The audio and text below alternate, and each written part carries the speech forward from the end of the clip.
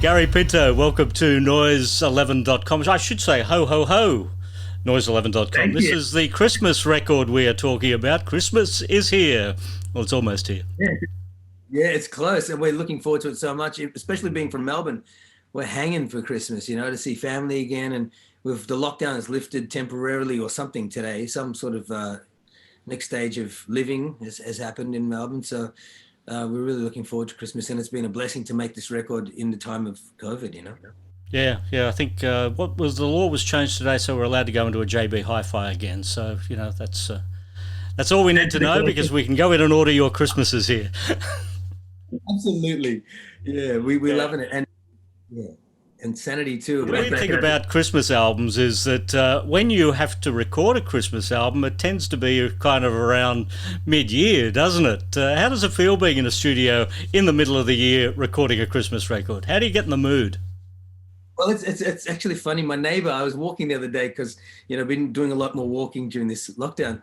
And she said, "Did I hear you singing Christmas carols?" She's in my studio, in my home studio behind me.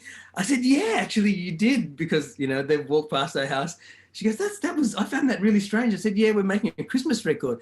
So it is, as you say, there's a lead time, absolutely a big lead time to make a record. And for us, CDB, I mean, the harmonies that we put on, some of the arrangements on the record, one of the arrangers named Grant Windsor has done an incredible 8-part harmony arrangement. When you're doubling and quadding harmonies, and it's a long process, because we really pride ourselves on having complex arrangements and being able to navigate different chord progressions, and using arrangers like Grant, you know, certainly adds to the workload.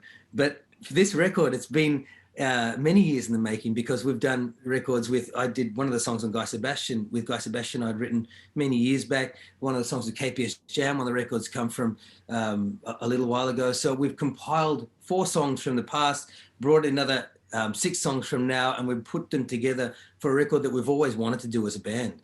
So the lead time is not really even 6 months, it's kind of like 15 years for us. Right, because there's quite a few guests on this record, as you mentioned. Guy Sebastian, Diesel is also on there. When was that one done? Well, Diesel's one was actually, my brother wrote the song about 3 months ago, or maybe 2 months ago, and we were just speaking on the phone, and Andrew De Silva said, "You know, I'd love, what about Diesel on a track?" And you know, Diesel's one of the best musicians of our time, I think, and I think you think the same. You know, he's a gift and a genius and a beautiful singer, songwriter, and a champion of a man. And we've known him as a buddy. We've worked on records together in the past.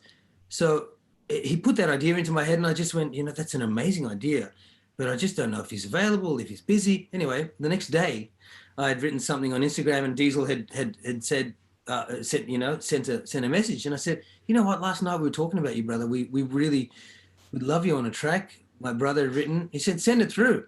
So I sent him the Christmas track, and it's a killer. It's a killer. And he wrote back, "It's a Christmas track." He goes, "You know, I'm the Grinch, right? I'm known as the Grinch." I said, "No, man, we'd love you on it." So he goes, "Send me the stems." He knocked out this freaking verse and a roaring guitar solo, and he's a monster. And he brought this track to another level. So it's a killer to be able to do it remotely in COVID with one of the best of all time. He's just a legend and a champion. We're so blessed to have him on the track. And when you hear him, Paul, he's a monster. Brad and Thomas, his co-writer Thomas Tan, it's just a classic Christmas song that they've written so beautifully, and Diesel just takes it home beautifully. Why is Diesel the Grinch? Like, Mark's lovely. Mark Lizotte, you know, you couldn't walk into a room and find a nicer guy. How did he become the Grinch? I don't know. He must be joking. He's just a sweet man. You know him so well. For years ago, I went to New York, and we were working on a record together, and he and I wrote a song together for my record. And I stayed with him and Jep in Soho, this beautiful loft overlooking the Diesel shop in Soho. But I think I heard that he'd see the name Diesel every day, and he goes, I don't want to call myself Diesel, I want to call myself Mark again because I can't stand seeing my name every day, in the thing. But he was such a generous man. From that time, we developed this friendship that was just beautiful between him and Jimmy and Jane. They're the most, and Jep and that whole family are the most generous, kind, thoughtful, and of their time, of their hearts, of everything, of their gifts. We did a charity show recently for Caritas Australia to help raise money for the missions overseas, and Diesel was the first person to put his hand up. Like, our industry is full of people who will do that, and none more than Diesel and Jimmy. They're very, very thoughtful, and them as family as well. They're just wonderful people. Yeah. Tell me, with CDB, are you signalling a year of activity in 2021 with CDB as a result of this record coming out? Is that going to manifest into a lot more music and hopefully touring in 2021? Definitely, yeah. Because independently, everyone's worked in the industry. Andrew continues to work at an incredible level. Brad continues to work incredible. Danny as well. We individually do our own thing, but together as a group, it's a unique chemistry. It's like no other band I've been in. It has this 4 equal parts. It's not like anybody's a leader, anybody is any less. It's just this strength that come together. We had a period of a few years that we hadn't sung together, and somebody said, "Hey, can you just sing this thing?" And automatically, after years of not singing, everybody smashed into their same harmony. Everything was exactly as it was the years before. So we used to, rehearse 5 days a week and do we put in the work early for our whole career. So there's a magic there that we definitely want to tour more and do more things in and around Australia. And it's received well because it feels still as fresh as it was back then.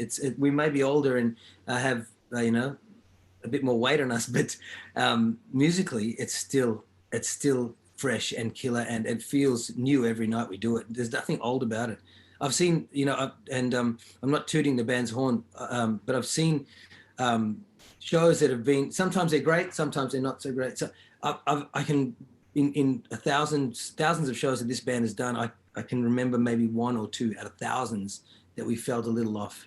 Every time it's like you're giving 110%, and you come off stage, you are just gone. It's like Jimmy. Every night he gets up and he just kills. It's the same with this band. Everybody gets in and just gives everything, and they don't leave anything on the stage. You know what I mean? Everything's left on the stage. They don't leave anything to spare. Because it was such a big impact, right from the go, wasn't it? With CDB, the albums were there, the hits were there, the international success. You even had international success in Europe around that time. Why did it just suddenly come to an end? Well, Andy, one of the boys in the band, got cancer when he was 21. So that was really, we were going to India. And we were all booked, had the flights booked, and we were supposed to open Sony India. All the promotional stuff was done, and we were literally 2 days out from getting on a plane. And then Andrew was diagnosed with cancer. So the 3 of us were going for a wedding, also a cousin's wedding in India. We came back, and Andy had left the group when we had come back to Australia, and he'd come to a point where his health and his life was far more important than music, which is absolutely, the most important thing to take. He was in a real crossroads of his life. So we came back and we sort of worked out what we were doing as a band. Andrew went on and did his solo career and got healthy and well. And then the band sort of did their own thing for a little while, got another deal in London with Boyzone and Take That and all these kind of touring. We had 52 dates booked for that. And the new member of the group, Jude, and his partner got pregnant. So we just said, you know what, that's enough for us. Jude was thinking, let's go to London. I said, you can't go to London. You've got a baby coming. You can't leave your child. We're just gonna call it quits. So the band called it quits at that time. And then I got signed, Andrew got signed. We continued to do our own thing. Brad started songwriting for other people, and still continues to write incredible stuff for other people. He wrote a song with on G-Eazy's last record. He's just a prolific songwriter.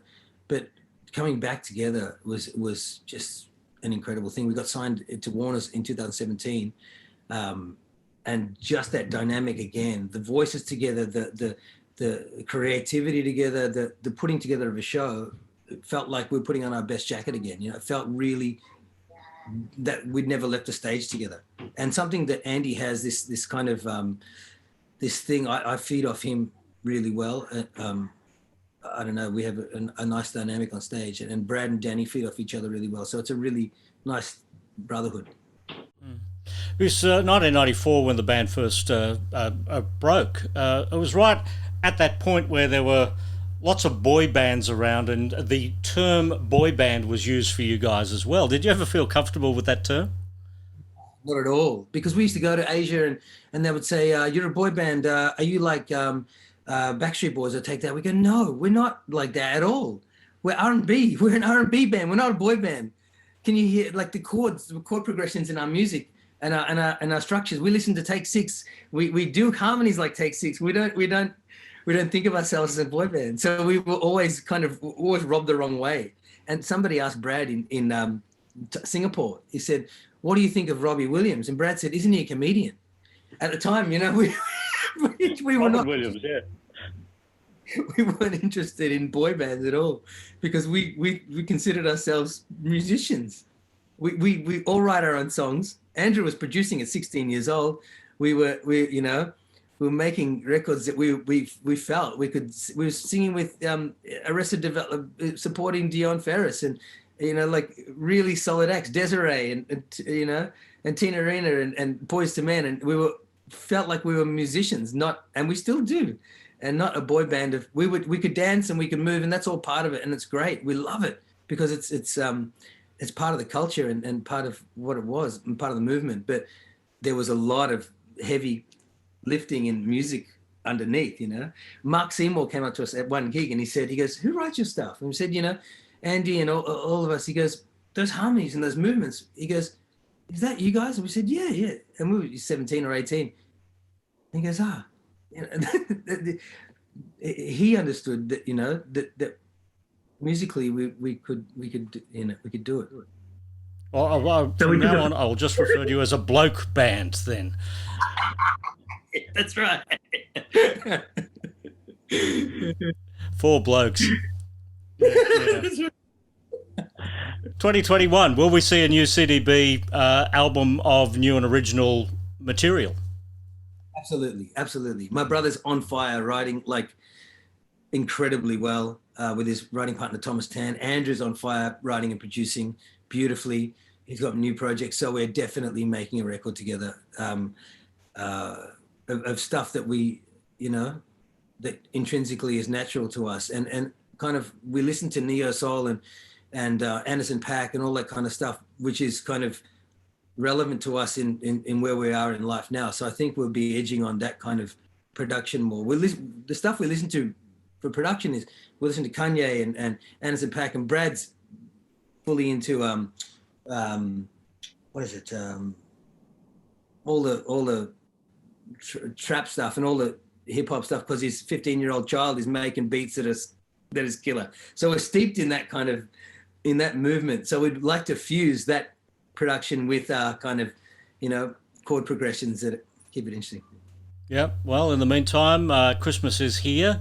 The CDB Mixtape is the one out there. It's even got a tribute to Oasis, a song about Noel Gallagher, the first Noel, on there as well. Oh, absolutely. Oh man, we could trade stories all day, bro. I'll tell you a quick story. In New York, the first gig the Gallaghers did as Oasis in New York, played the gig, and they only had one hit. They only had Wonderwall at the time in New York as their only hit. So they came off stage and they didn't play it, right? And the crowd was screaming and they were saying Wonderwall, Wonderwall, and so the band, as 3 minutes of screaming, you hear the song start, and the crowd erupt. It was a CD. They played the CD. Wow. And then the crowd started booing. The arrogance, like, yeah. So yeah, the first Noel is on the record. That's a tribute. But this whole record is like the whole record. I hope you like it. We're really proud of it because all the movements. We used some of the best musicians in Melbourne: Dave Tweedy, Grant Windsor, Isaac Moran, Paul Cicchinelli, Mr. Timothy. They're all dear friends and brothers. Melbourne. A lot of them are Melbourne. Like all of those names are Melbourne guys. So calling upon those monster musicians, and Diesel and Guy. And Natasha, my wife, is in there. Father Rob Galea, Sergio, who's a freak talkbox player. So we've got a real strength of a record that we are proud of, that will last the test of time, we feel, because it's really well constructed, and it's taken us years to make. So it's not something we've just slammed together quickly. It's taken us years to put this together, and we're proud of it. Perfect stuff. Gary Pinto, thanks for joining us at Noise 11. Thanks, Paul. Thank you, brother.